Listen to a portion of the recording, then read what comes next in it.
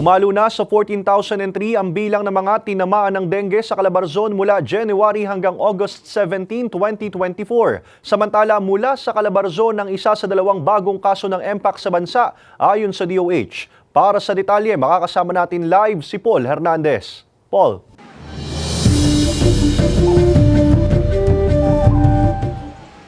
Ace na alarma yung DOH Calabarzon sa pagtaas ng dengue cases sa rehiyon simula January hanggang August of 2024 kung ikukumpara ng isang taon.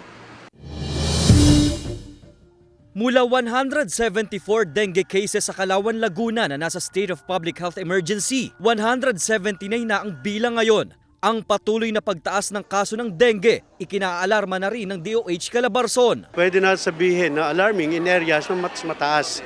But may mga area po naman tayo na hindi naman ganoon ang ating nakikitang datos. But of course, alam naman natin sa panahon ng ganitong tag-ulan ay mas marami ang nagiging imbakan ng tubig. Sa mga buwan ng Enero hanggang Agosto ngayong taon, mahigit 14,000 na ang kaso ng dengue sa Calabarzon. Mas mataas ng 15.02% sa kaparehong period noong nakaraang taon.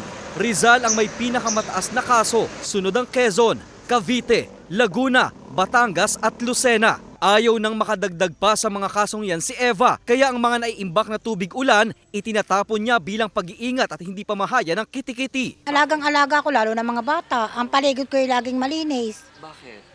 Para nga maiwas tayo sa mga karamdaman. Lalo na yung dingging, sinasabing uso ngayon sakit. May mga safety nets na rin daw na inilalagay sa mga eskwelahan para makaiwas sa sakit na dengue ang mga estudyante. Kung nakararanas na ng sintomas ng dengue gaya ng lagnat, rashes, pagdurugo ng ilong, pananakit ng kasukasuan at panghihina, dapat nang magpakonsulta sa doktor. Let's practice yung ating forest po, yung search and destroy, yung self-protection, safe consultation, at yung selected po, fumigation or misting.